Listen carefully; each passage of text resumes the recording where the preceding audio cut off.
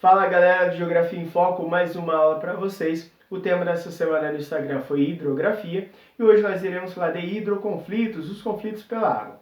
Mas antes vamos lembrar de algumas coisas, como por exemplo, o consumo da água por setor.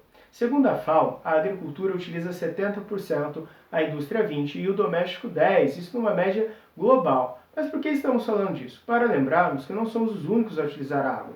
Muito pelo contrário, a água é utilizada em grande escala por setores produtivos. Em muitos países subdesenvolvidos, como nós vimos em globalização, ela atende uma demanda global. Isso não seria uma forma indireta de levar a água desses países para os países desenvolvidos? Fica aí uma pergunta. Outra coisa importante para lembrarmos são as escassez hídricas. Eu tenho a escassez hídrica física, ou seja, locais onde faltam água. Eu tenho poucas chuvas, poucos rios ou até mesmo ausência destes. E aí são áreas áridas, semiáridas, onde de fato falta o elemento, faltam água, eu tenho pouquíssimas quantidades, levando ao estresse hídrico. Outro tipo de escassez hídrica é a escassez hídrica econômica. São locais que até têm algumas chuvas regulares. No entanto, eu tenho dificuldade em ter recursos para captação de água, tratamento de esgoto, coleta de lixo, contaminando a água, diminuindo a oferta de água potável, levando a um estresse hídrico também. E outras regiões onde, apesar de ter grandes quantidades de rios, eu tenho a disputa por construções de barragem que vão desviar rio, transposições e assim por diante. Então iremos falar de algum desses conflitos pelo mundo. Começaremos pela região do Himalaia, mais especificamente no Planalto do Tibete, lá entre China, Índia, Bangladesh, Mianmar, Paquistão e assim por diante. Especificamente o caso da China, ela tem um grande controle no Planalto do Tibete. É uma região onde eu tenho grandes nascentes, importantes nascentes de importantes rios, tanto é que é uma região autônoma da China, onde a China detém um controle e assegura esse controle. Dalai Lama, que é o monge da região, ele é proibido de ir lá, pois ele é visto como um traidor, visto que ele também queria a independência do Tibete, e como é uma região estratégica, a China não vai abrir mão. Eu tenho tensões naquela área com o rio Mekong, onde a China construiu algumas barragens, comprometendo o fornecimento de água, o volume de água, para a região de Mianmar, Laos, Camboja, região dependente do rio, dependente da plantação de arroz, que utiliza grande quantidade de água, na várzea. Além disso, a China pretende construir barragem no rio Brahmaputra, e aí a Índia vai ser comprometida, assim como o Bangladesh. A Índia aprovou esse ano de 2020 a ligação entre o Ganges e o rio Brahmaputra também. Então, há uma disputa na região para construções de barragens de grande porte. Para vocês terem ideia, o que a China quer construir é maior que a de Três Gargantas, que é a maior do mundo. Então, eu tenho um grande impacto naquela área. O fato é, a Índia e a China são duas grandes potências nucleares. Quem acaba mais sofrendo é Bangladesh. Com a obra da Índia, que ela ligou o Ganges ao Brahmaputra, comprometeu as áreas úmidas em Bangladesh, as áreas de pântano. Isso compromete a agricultura, Então eu tenho esse impacto. Uma outra região de tensão nessa área é entre o Paquistão e a Índia, no rio Indo, a região da Caxemira. Eu já tenho um conflito étnico-religioso, mas também a questão do rio, que é um rio sagrado, lá na civilização vídica, lá na civilização antiga da Índia, eu tenho o berço ali, e tenho esse rio sagrado, então também há uma disputa por construções de barragem, a oferta de água, volume de água, há uma tensão muito grande nessa área.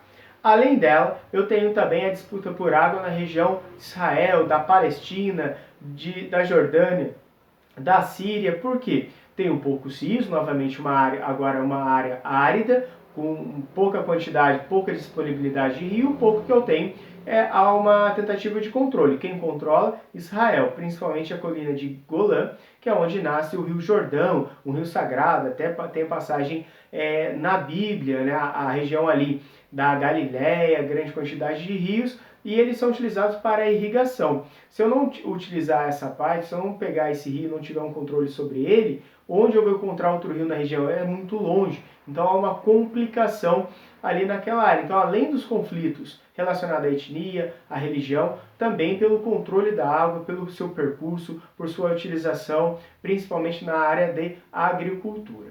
Outra área de conflito fica na região da antiga Mesopotâmia, atual Iraque, onde eu tenho o rio Tigres e Eufrates. No entanto, as nascentes ficam na Turquia. Eu já tive conflito na Turquia com a Síria, devido ao rio Eufrates, né? O rio Tigres, eu tenho, por exemplo, a cidade de Bagdá, Mossul, onde o Estado Islâmico tomou conta por um tempo, alguns anos atrás. Hoje há uma tensão muito grande entre o Iraque e a Síria para o controle dessas áreas, para a construção de barragens, para tentar o desenvolvimento da região. Então também é uma outra área de grande tensão.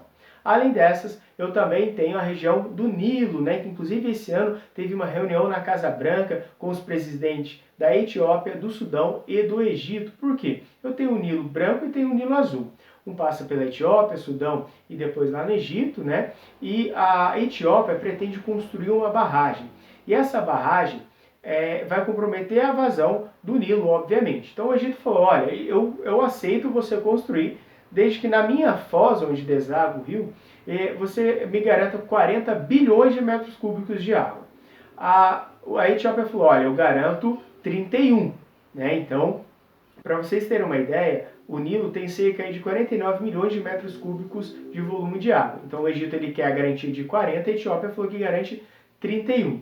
E aí eles foram para um acordo lá na Casa Branca, os Estados Unidos está mediando, os Estados Unidos quis fazer um acordo em torno aí de 37, 39 milhões de metros cúbicos, né, a garantia. Só que o que fica? Qual é a questão que fica nisso? O Etiópia fala, bom, eu tenho um rio, não posso usar, e além disso, tá bom, se eu garantir isso, mas eu vou ter que garantir num ano, ou a cada mês uma quantidade, e os períodos que não chove? Então ficou ainda algumas pendências. O Sudão acompanha, obviamente, porque passa no seu país, mas a tensão maior entre o Egito e a Etiópia. Ficou nesse impasse, há uma tensão ainda na região. Então eu tenho esses conflitos principais pelo globo. Lá na região da Índia, China, Índia e Paquistão, a região da Mesopotâmia, Iraque, Turquia, Síria, a região de Israel, Palestina, Jordânia e a Síria, e tenho também a região agora do Egito, Etiópia e o Sudão. São os principais destaques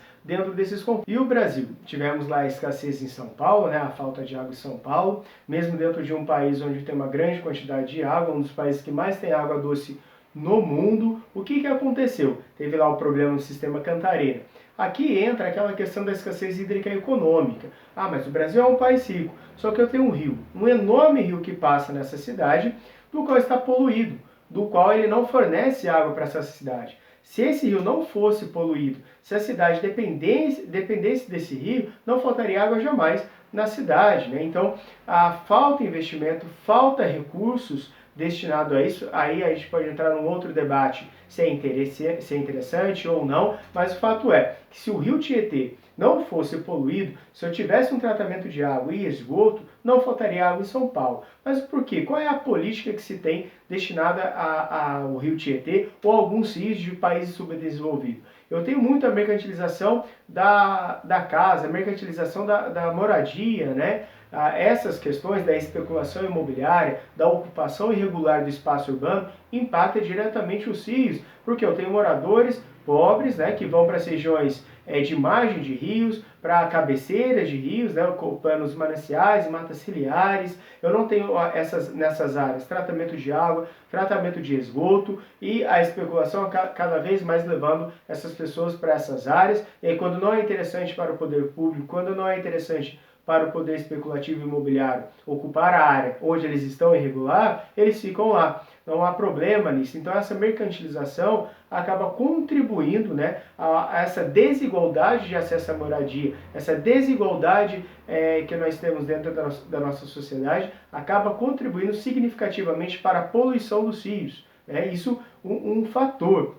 E essa poluição acaba comprometendo a oferta de água potável que nós temos, né, no mundo, e aí no caso também de São Paulo. Além dessas questões, a questão da agricultura, aquilo que eu falei para vocês lá do uso da água. Então, boa parte dos países subdesenvolvidos destinam a sua agricultura para os países desenvolvidos, inclusive produzindo, plantando coisas que a sua população nem utiliza, né, mas para fornecer para outro país, via exportação, visto que a exportação gera uma balança, contribui para uma balança comercial positiva, só que ela também utiliza muita água, e a maior parte da água do país é destinada à agricultura. e é boa parte da agricultura destinada ao mercado externo, eu tenho então o escoamento dessa água para outros países, né? Bom, espero que vocês tenham gostado. Tentei ser o mais direto possível, o mais curto possível dentro desse vídeo. É um tema muito amplo, poderíamos ficar aqui muito tempo, mas espero ter contribuído de alguma forma com vocês. Se gostou, deixe seu like, seu comentário, se inscreva e um grande abraço, galera. Valeu!